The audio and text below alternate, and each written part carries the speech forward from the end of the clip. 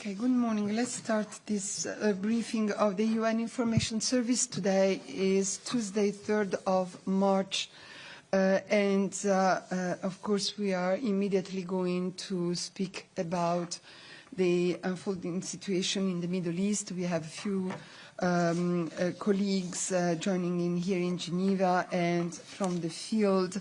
I'd like to start with reiterating the position of the Secretary General that he has expressed over the weekend in the Security Council and remains very much valid. What is needed now in the region more than anything is a way out. To that end, the Secretary General again calls for de-escalation and immediate cessation of hostilities and genuine dialogue and negotiations in line with the Charter of the United Nations. He is particularly concerned about the growing number of civilians being killed and the expansion of the conflict to countries that were not involved in the initial attacks. We are also worried about the negative impacts that the military activities in the region are having on the world economy, which will hit hardest on those who can afford it least. And then I'll now start our briefing, the list of our briefing guests with Samer Abdel-Jabbar. Samer is coming to us from Cairo and is the WFP Regional Director for the Middle East, North Africa and Eastern Europe. And Samer, you're here to tell us about the humanitarian impact of ongoing military activities in Iran and the region. I give you the floor for your initial remarks, please.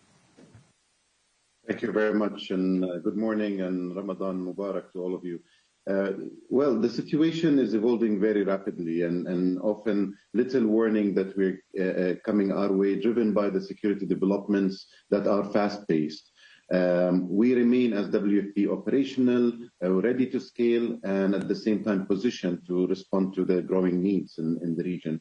We have activated our emergency protocols in a number of countries, and we're working very closely with the local authorities, with the partners, to make sure that we're able to respond and also to monitor the displacements that might arise from this situation.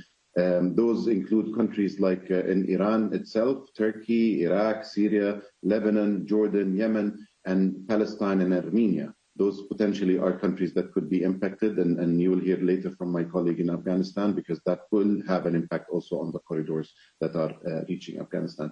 Lebanon, I would say, is the first country that we started to be responding to the immediate displacement. So on Monday, we got from the government the activation of shelters, and that meant for us that we needed to start the ready-to-eat and hot meals in the shelters to support the people who got displaced.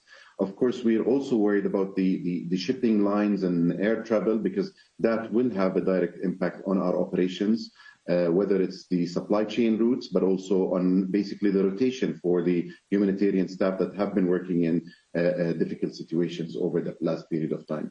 If the crisis escalates, I think we are looking at the potential $200 million that are needed to be able to respond for a period of 3 months. This is initial figures that we're mentioning, because of course we don't know when the escalations will start calming down. Lebanon, of course, like I started, the population started on the move, mainly from the southern part of Lebanon, Bekaa Valley, as well as the southern part of Beirut city. 21 shelters were opened by the government, 30,000 people displaced so far. We believe that this number will grow much higher. We are in discussions with the authorities. We're ready to start cash assistance for 100,000 people through the cash safety net programs that we're doing. I'm also very worried because we already have a vulnerable caseload of Syrian refugees that we have been supporting inside Syria, and we will continue to advocate for that program to make sure that we're supporting them despite the difficulties at the moment. So we already have, like I said, hot meals ready to go, food and bread production that is ongoing at the moment in Lebanon. Gaza, we were worried because the borders to Gaza, the crossings have been closed since the escalation. We got the good news today that actually the crossings will be opened, and that is timely for us, and we need to get in aid as fast as we can. We have wheat flour that is sufficient only for 10 days and food parcels that will maintain our programs only for 2.5 weeks. So we need to make sure that there is continuous flow and scalable flow of food into the Gaza Strip. Food availability, of course, there is commercial sector that was going in, and we're trying to scale up our cash assistance in the Gaza Strip.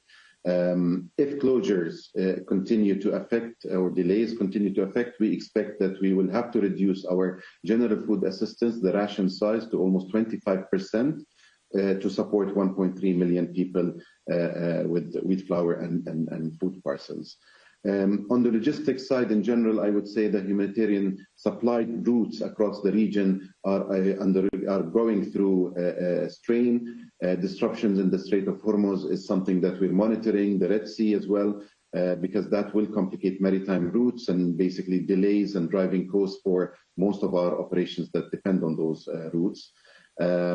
With seas contest and airspace closing, we're looking at adapting and relying our suppliers and use our supplier networks in other countries like Turkey, like Egypt, like Jordan and Pakistan to support overland corridors.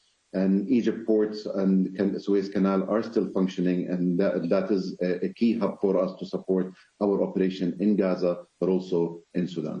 I'll stop here and happy to answer questions. Thank you very much, Samer. This is very precious information. I'll continue with the colleagues here on the podium. I'll start with, who wants to start? Ravina, you want to go first? Then we go to, we have UNHCR and UNICEF. They are not on your agenda, but colleagues have got something to say too, so they are here with me. We'll start with Ravina for OHCHR. Good morning, everyone. The fear, the panic, the anxiety experienced by millions of people in the Middle East and beyond is palpable and was entirely avoidable. The situation is worsening and widening by the hour, playing out our worst fears. UN Human Rights Chief Volker Turk says he is deeply shocked by the impacts of the widespread hostilities on civilians and civilian infrastructure since the conflict erupted on Saturday with Israel and the United States of America's attacks on Iran. Iran's response against states across the region, as well as Hezbollah's subsequent entry into the conflict. The laws of war are crystal clear. Civilians and civilian objects are protected. All states and armed groups must abide by these laws.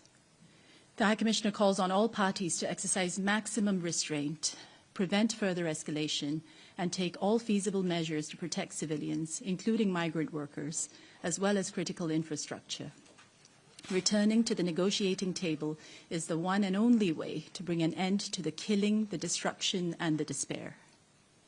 So far, besides Iran and Israel, the hostilities have impacted 12 other states, destroying or damaging private homes, offices, and businesses, airports, energy infrastructure, among other civilian infrastructure.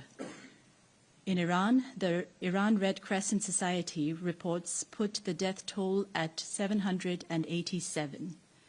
In the single deadliest and devastating incident, dozens of girls were reportedly killed and injured when their primary school in Minab, in the south of the country, was struck during the school day. The High Commissioner calls for a prompt, impartial, and thorough investigation into the circumstances of the attack. The onus is on the forces that carried out the attack to investigate it. We call on them to make public the findings and to ensure accountability and redress for the victims. The Iranian military has responded to the US and Israel attacks, deploying hundreds of missiles and drones, among other weapon systems, against states across the region, killing civilians and causing damage to civilian infrastructure. In the central Israeli city of Bet Shemesh, 9 people were killed when a missile struck a residential area. We're also gravely concerned by the escalation of hostilities in Lebanon after Hezbollah fired barrages of projectiles into Israel, and the heavy counterstrikes of Israel, including in Beirut. We urge both parties to immediately end this major escalation in violence and to return to the agreed ceasefire. Reports say there have been civilian casualties and damage to civilian infrastructure and significant redisplacement as a result of the Israeli strikes in the south of Lebanon and in the southern suburbs of Beirut. Information received indicates that nearly 30,000 residents had fled the affected areas overnight, on top of the 64,000 already displaced. International humanitarian law spells out that any attack must comply with the fundamental principles of distinction and proportionality, and for precaution to be taken to protect civilians. Attacks directed against civilians or civilian objects, as well as indiscriminate attacks, are serious violations of international humanitarian law and may amount to war crimes. Across Iran, we have grave concerns for the welfare of the population, given the government's record of cracking down with lethal force on broad scale against those who oppose their rule, and the new threats of senior officials against any expression of dissent at this time. The authorities are reminded of their obligation under international human rights law to safeguard Iranians' fundamental freedoms. We are also concerned that many Iranians are again unable to access the internet, and hence we have limited access to essential information, including that is necessary for them to seek safety from ongoing hostilities. We call for the immediate restoration of telecommunication services. We are also concerned for the welfare of hundreds of political prisoners who continue to be arbitrarily held in Iran. Every effort must be taken to ensure their protection, and we urge their prompt release. Human rights must not be instrumentalized or used as a bargaining chip by any state. We know from painful history what the results of the use of brute external force can mean for human rights. Human rights need to be central to Iran's future. The High Commissioner implores all parties to come to their senses and to end this violence. He calls for states to uphold and defend the UN Charter, international human rights law, and humanitarian law. Thank you very much, Ravina. Let me go to Barbara for UNHCR. Thank you, dears. Good morning. I'll first read our statement and some population updates, and also something on people on the move that we have been observing. UNHCR, the UN Refugee Agency, is deeply concerned about the escalation of conflict in the Middle East, its impact on civilians, and further displacement in the region. Many affected countries, as you know, already host millions of refugees and internally displaced people.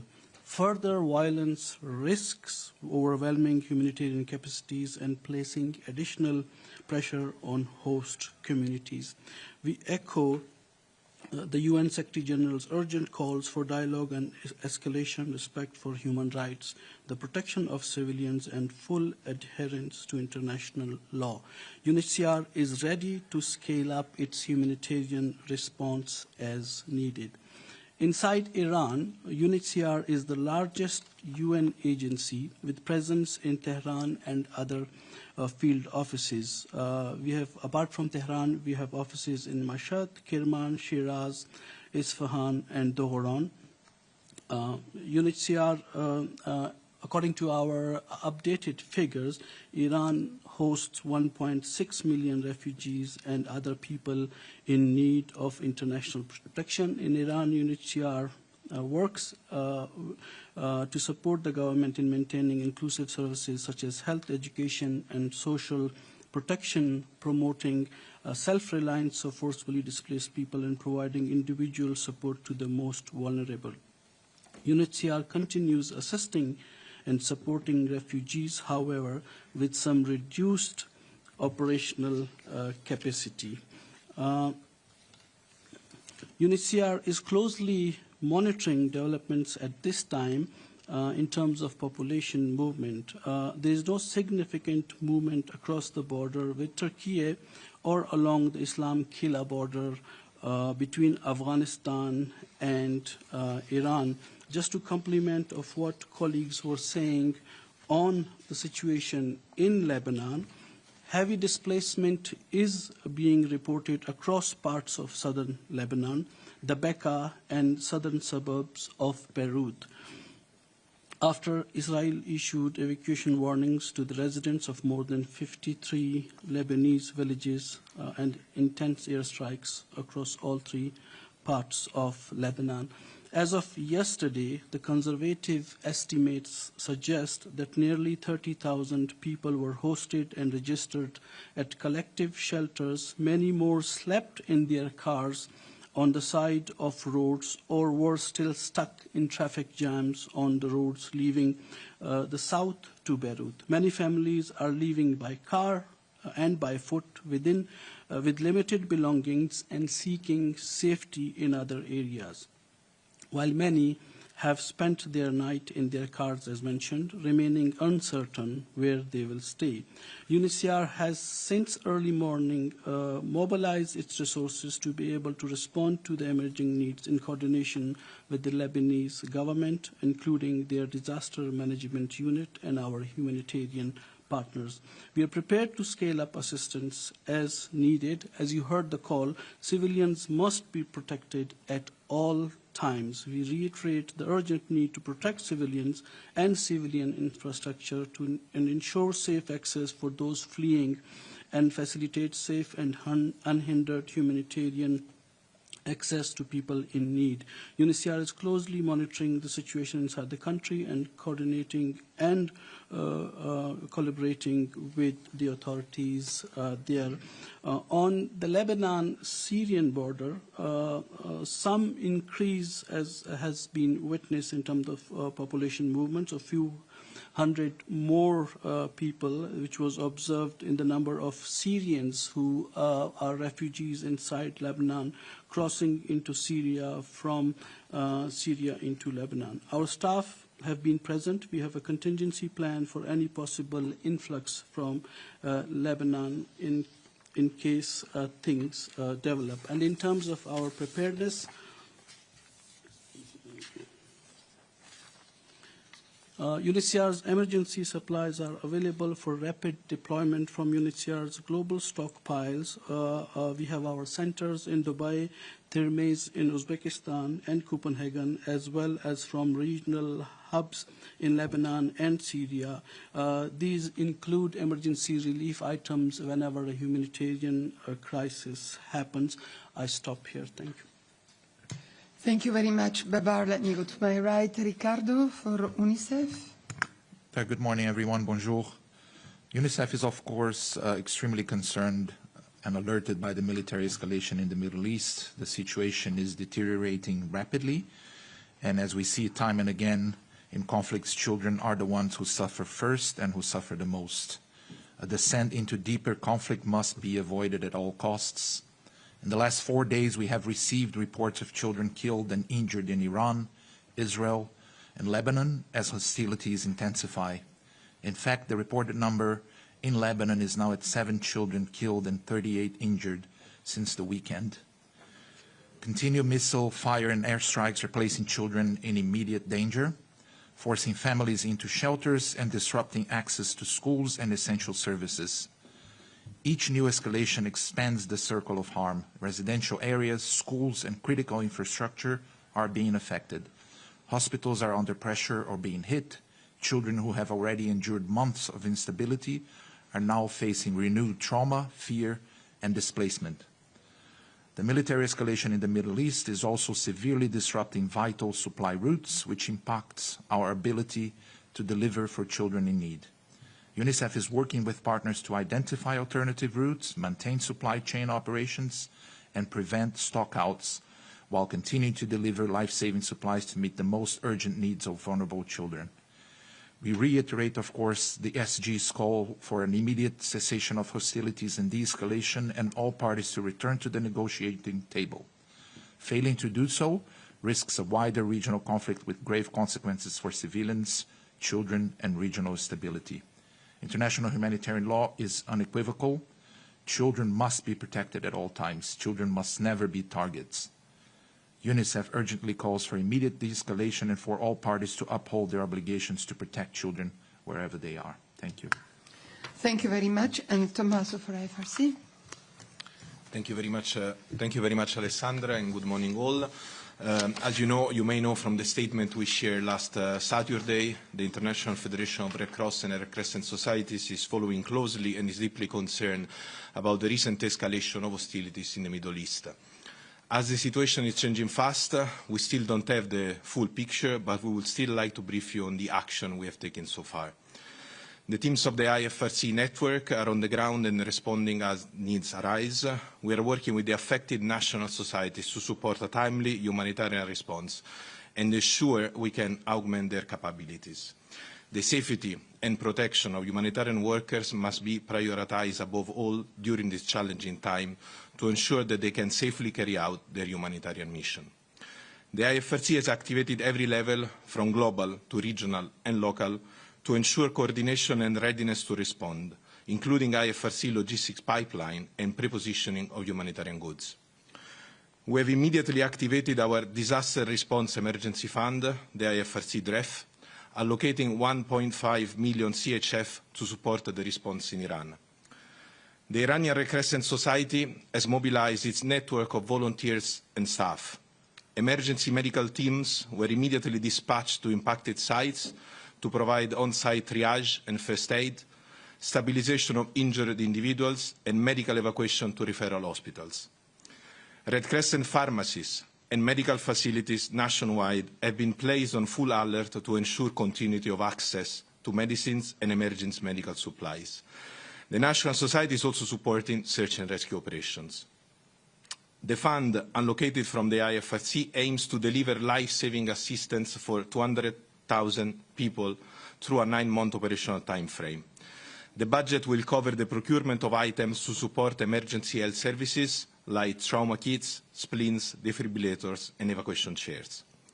All national Red Cross and Red Crescent societies in the region are on high alert for any possible response needed. And since we are talking about Lebanon this morning, the Lebanese Red Cross, as always, I would add, has already activated all the emergency health services across the country. In Israel, Magen David Adom has mobilized staff and volunteers across the country. All 39,000 staff and volunteers are mobilized together with the entire fleet of ambulances, mobile intensive care units, intensive care buses, and rapid response vehicles.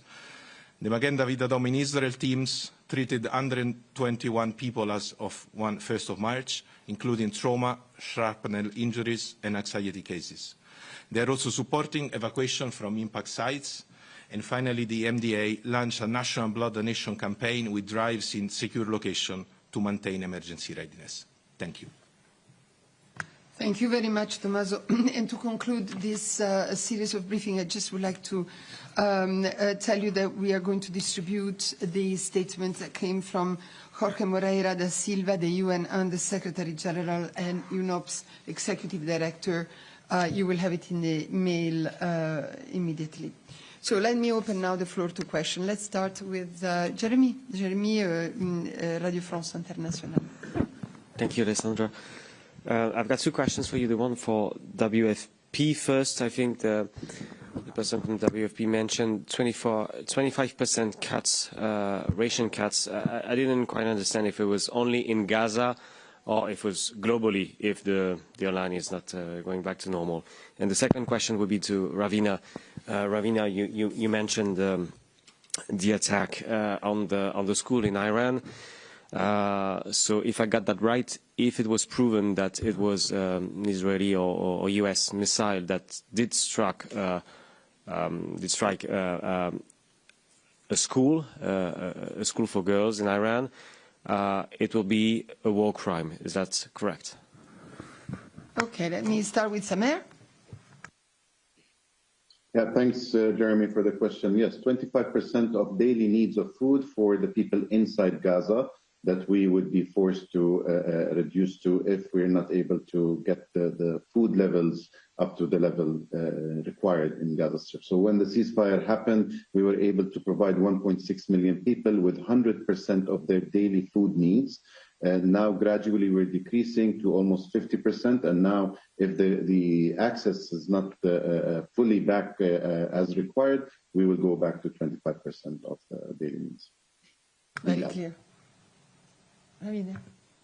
Thanks, Jeremy. What is clear is that this attack that hit the girls' school was absolutely devastating. I mean, children, little girls, in the middle of the school day, at the beginning of the school day, being killed in this manner, backpacks with, blood stains on them. This is absolutely horrific. And I think if there's any image that captures the essence of the destruction, despair, and senselessness and cruelty of this conflict, those are the images. On international humanitarian law and what it says, international humanitarian law spells out that any attack must comply with the principles of distinction, proportionality, and precaution to protect civilians.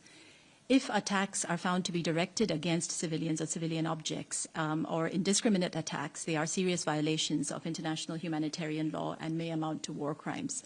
On this specific incident, we don't have enough information to make a factual determination of what happened. And as I said in my statement, the onus is on the parties that carried out the attacks to properly investigate it, and not only investigate it, but to make sure that the results of any investigation are made public and that there is accountability and redress for the victims. Indeed. Other questions in the room? No, I don't. Yes, Emma, Reuters. Good morning. I was wondering on the death toll for Iran, which you mentioned, Ravina, since it's coming from the Red Crescent, Tommaso, is that something that you can confirm, actually? And also on your office, the Iranian ambassador yesterday at the Human Rights Council was talking about an attack on your office. Could you just clarify exactly what happened in Iran, what was hit and what was the damage and who did it? A question for WFP, please, on Gaza. I believe you mentioned crossings, plural, for Gaza that will open again. Can you just say which ones and when they will open? And could you elaborate a little bit more on the supply chain challenges with the disruptions to shipping routes and air travel and so on? How could that impact other people suffering from hunger around the world? Thank you. Tommaso, you want to start? Sure. Thank you, Emma, for your question. Unfortunately, as I said at the beginning of my speech, we still don't have the clear picture, so we are still clarifying all the different information with the national society colleagues and relevant colleagues, and we need also to take in account that communication is a huge, immense challenge at the moment in Iran. So what we know is that Iranian Red Crescent teams, for instance, were deployed in the site where the girls' school was attacked, but then we still don't have all the proper information to talk about the different incidents. Thanks. It's the same. I mean, we saw a video where basically, I mean, I think that is public domain, and maybe you also saw it with some Iranian Red Crescent colleagues and the Iranian Red Crescent emblem in the building, with some smoke behind the building. We know surely that, I mean, we understood this morning in a very short communication that we had with our head of delegation that they had some issues to the office, like windows broken, so basically not being able to enter and to work from the office. But this doesn't mean that we are confirming that there was an attack or not. We are still verifying all the information. Thank you, Tommaso. Sameh?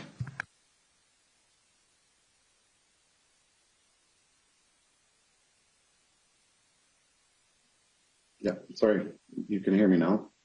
On the Gaza one, it's one crossing I'm aware of that was announced today, Kerem Shalom or Kerem Abu Salam. That's the only one that today we got the news from the Israeli side that they will allow humanitarian aid. We'll be checking with the team if the manifests and the trucks calling forward will happen starting today or tomorrow. So that's the only crossing I'm aware. On your point on the impact, I think it has impact across all the operations that we are running. One, predictable funding. There is a need for predictable funding, especially in times when growing needs are coming into the additional caseloads of people that we need to serve. We are already underfunded in the majority of the 8 or 9 countries that are impacted now. We already have, like the colleague from UNHCR said, the refugee populations that we were announcing actually this week, that we have to suspend operations for them in places like Jordan and potentially Lebanon. So we are strained with funding resources. The other thing is, of course, the length and severity of this crisis, and of course, how it will impact people movements and the numbers of people that will have to leave their homes will have a direct impact on us as humanitarians. And with the access to the Strait of Hormuz or the Red Sea, we saw it previously, those impact on supply chain and supply chain routes have immediate impact on the prices, because definitely the markets will be affected, not just by the fuel, but the food prices will be affected. Insurance for actually moving of commodities across continents will be affected. So we'll be really putting additional pressure for us to really support those people that we need to serve. Yeah. John. Yes. Sorry, John Zarokostas from 24 and The Lancet. Good morning. I was wondering, I see Tariq in the crowd, if there is any information from the WHO country rep in Tehran. There have been reports that 9 hospitals have been hit, 5 in Tehran and 4 in regional cities. And Tommaso, there have also been reports that the IRCS Rehabilitation Center was hit in Tehran. Do you have any confirmation? Thank you. You want to start answering, Tommaso? And Tariq, can you come, please? Yeah, thanks, John, for the question. I think my answer is kind of the same as before. We have been seeing some photos and videos also about this rehabilitation center, but we still cannot confirm what has happened and how is the situation there. Thanks.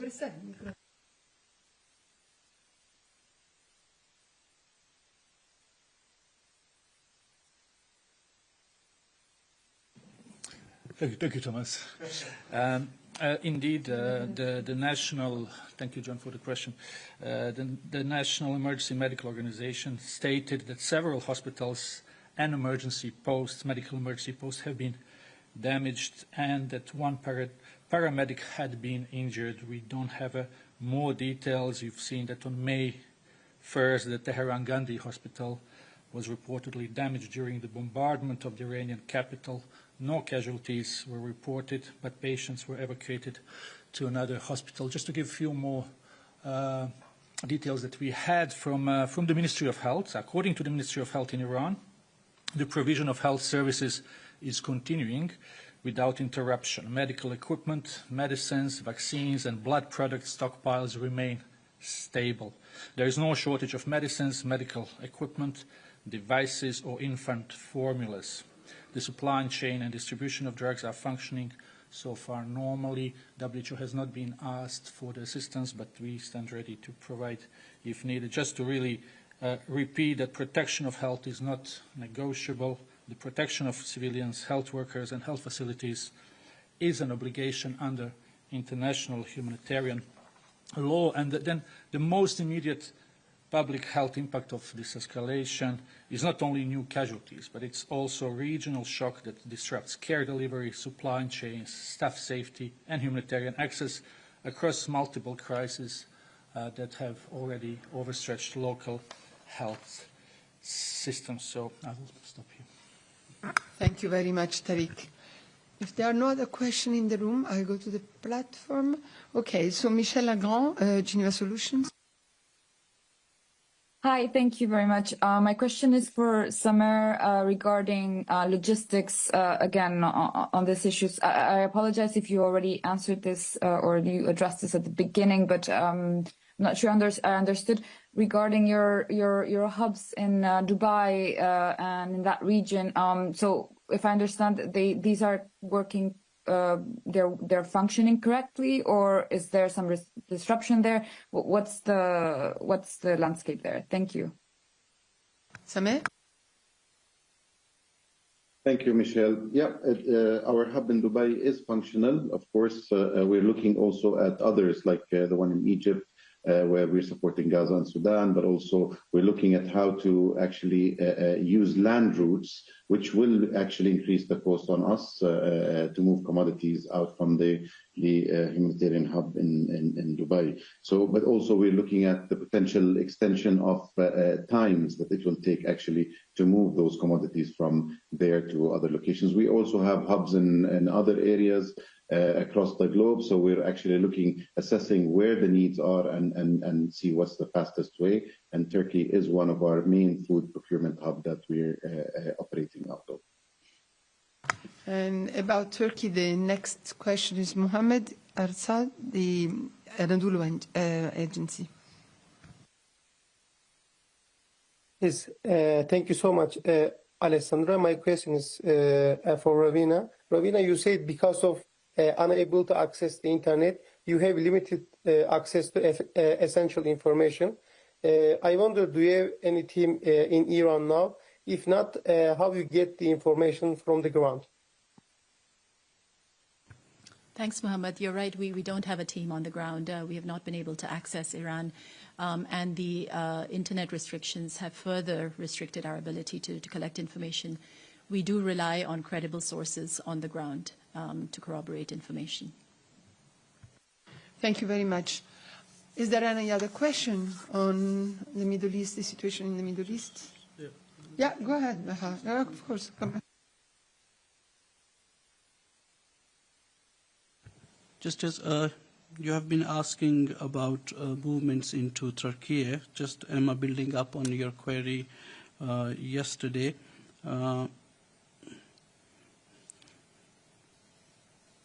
We as UNHCR understand that procedures and authorizations on both sides of the border between Iran and Turkey have been adjusted between 1st and 3rd of March. UNHCR has staff present in the area and is monitoring the situation with regard to cross-border movements, and we are in contact with relevant authorities and partners. We understand that on average, daily crossings at the Turkey-Iran border are typically in the range of 2,500 to 3,000. The buses that have been reported are present at the border are part of the regular logistics arrangements to facilitate onward transportation from the border areas. At present, based on what our teams observe, movements at this crossing point remain within the usual range. Thank you very much for this complement of information, Babar. So I don't see any other hand up. I'd like to thank all the colleagues who have participated or briefed on this matter. Yeah, you have a follow-up? Go ahead, and then, yeah. Thank you. Just, I take your point about within the normal range, but just what are the adjustments that you referred to on that border crossing? What has changed since February 28th? Thank you. Sure. I can double check on that. I understand the procedures that were earlier in place to allow people move both ways, those are the ones that have been adjusted since 1st of March to the 3rd of March. Thank you very much. So let's close here. This topic is a very important topic. I'd like to thank very, very much Samer Abdel-Jabbar, to Colleen from Cairo to tell us about the work of the World Food Programme in this dire situation, and also all the other colleagues who were here with me and UNOPS to brief the journalists here in Geneva. Please, we, of course, will continue monitoring and briefing you on the situation in the Middle East as it unfolds. And I'd like to ask Babar to stay on the podium because we remain with WFP, but we go to another subject, which is Afghanistan. And again, Samer, thank you very, very much for briefing the journalists in Geneva. So I'll now go to John Ailiev, who is the World Food Programme Country Director for Afghanistan. John, you are calling in from Bangkok, if I understand well, to tell us about the impact of the violence, escalating violence at the Pakistani border and Gulf instability on your operation in Afghanistan. And then we will hear from UNHCR. It was not on your agenda, but Babar also has something to say about Afghanistan. So let's start with you, John. Thank you. Thank you so much. I'm calling in from Bangkok because I was stranded when Dubai closed down. I'm fortunate to be getting back tomorrow to Kabul. We're obviously following the situation in the Middle East with great concern, but the most immediate threat in Afghanistan today is the intensification of hostilities with Pakistan. This is a conflict which threatens to push Afghanistan's most poor and hungry communities beyond the tipping point to which they are already precariously close. On the eastern and southern borders, then, we estimate that 20,000 people have been displaced by airstrikes and ground offensives, which have now affected 46 border districts. For the last week, the World Food Programme has been forced to suspend ongoing programmes in those areas, and as a result, 160,000 people are waiting for assistance at a critical time of heightened hunger and heightened malnutrition. Within this number are survivors of the devastating earthquake, which you'll recall took place on the 31st of August last year in Nangarhar and Kunar provinces. These people have lost loved ones, homes and livelihoods to the earthquake, and now they sit within the strike zone and are being forced once again to move. The challenge here, as we see it at WFP, is that the districts now experiencing the bombardments were already facing heightened levels of acute hunger, more than half of them at emergency levels. 4 of the border provinces are also experiencing critical levels of acute malnutrition. This is the epicenter of acute malnutrition in Afghanistan, these provinces bordering Pakistan. And so we foresee that acute malnutrition will be driven up further by the conflict as people are prevented from accessing health services, and this will place tens of thousands of children in incredible peril. Moving quickly to Afghanistan's western border, obviously the explosion of violence in Iran is sparking fears of a further surge in returnees. As our colleague from UNHCR said, we haven't seen those influxes picking up yet, but there is fear that they will come. Last year, 2.5 million Afghans were forcibly expelled from Iran and Pakistan. For too many of them now, coming back to Afghanistan has meant unemployment, has meant destitution, and has meant hunger. Now they will also face the added challenge of conflict and instability. A couple of weeks ago, I had the privilege of meeting one of these returnees, a really nice chap called Saeed Aziz, 36-year-old, 4 children. Saeed was working in a factory in Iran and was expelled a few months ago. In Iran, his wage wasn't good, but he was able still to feed his family. Back in Afghanistan now, he has found himself with no home, no work, and having no more than a meagre meal a day to offer his wife and children. But Saeed is one of the lucky ones because he has managed to be included in one of WFP's food distribution programs, at least for now. WFP rations have been reduced amid cuts, so what we're providing him with does not cover the needs of his family. And in Saeed's own words, during the holy month of Ramadan, we barely have any food to break our fast. I do worry about Saeed and his family, but I worry more about the 4 to 5 returnees that WFP could not afford to assist last year amid the dramatic aid cuts which have decimated our humanitarian program in Afghanistan. So as 2026 progresses, Afghanistan is now caught, as we see it, between 3 crises. Hostilities with Pakistan, the explosion of violence in Iran are the 2 we've talked about briefly. But the third is an unprecedented acute hunger and malnutrition situation, one we've been dealing with for over 6 months now, and we've been unable to contain it. But now, with the conflict adding fuel to the fire, it will undoubtedly intensify further. Hunger will be driven up, and so will malnutrition. We need your help to remind the world that Afghanistan remains one of the world's most severe hunger hotspots, with 1 in 3 Afghans, 17.4 million people, in other words, in urgent need of food assistance.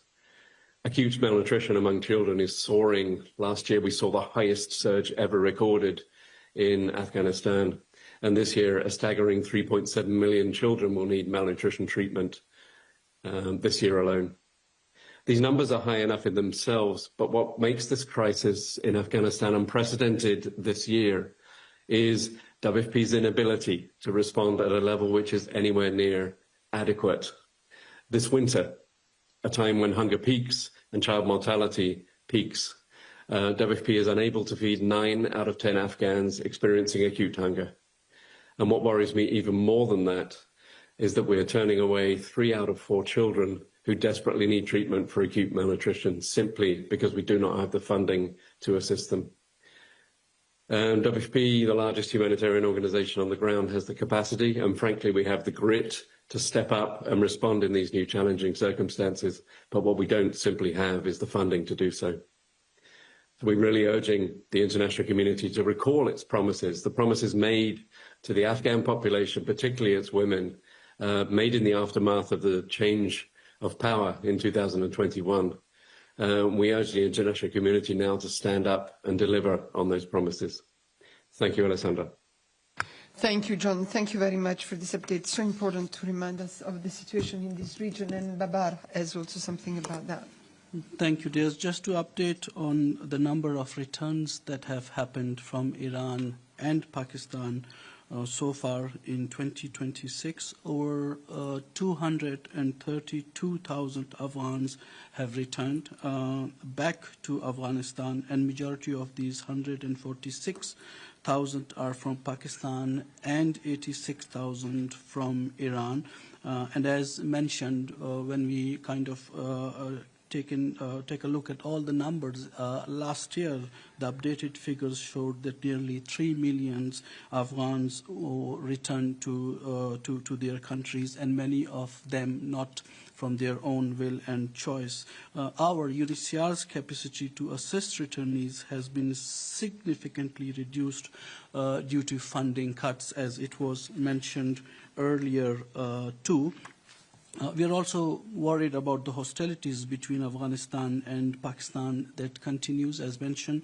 This is displaced people in the Kunar and Nangarhar provinces, but it also has impacted our ability and the returnees that were coming through Iran and through Pakistan. UNHCR and our partners have been forced to temporarily pause operations, and one of the transit centers as the tensions are on the rise on Pakistan-Afghanistan border. But even as we looked at the conflict now in the Middle East and Iran, even before this, refugees were amongst the most affected by the dire economic situation inside Iran.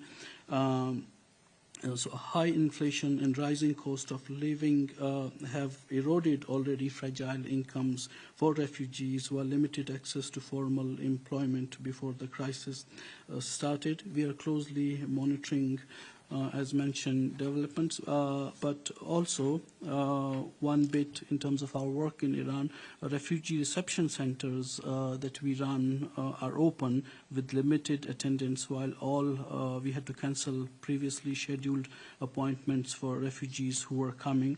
We do maintain UNHCR helplines that operate, providing counseling and information to refugees and others who need our support. As funding situation was mentioned, UNHCR needs $454 million to protect and assist all the displaced populations in Afghanistan, Iran, Pakistan, and Central Asia. And so far, we, by the end of February, we have just received 15% of this amount. We do need more resources to respond to the evolving situation in the region and for refugees and displaced population. Thank you. Absolutely. Thank you very much to both briefers. I'll open the floor to questions, if any, in the room or online. Nick Cumming-Bruce, New York Times. Yeah, good morning. Thank you for the briefing. You said tens of thousands of children are in incredible peril.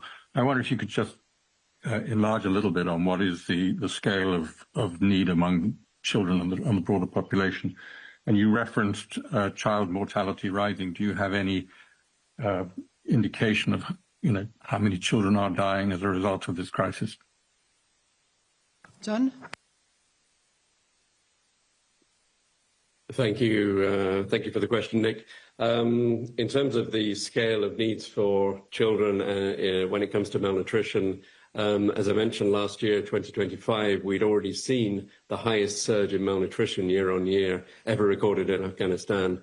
And in 2026, the numbers have risen further by another 200,000 children. So this year, 200,000 children more will face acute malnutrition than they did even in 2025.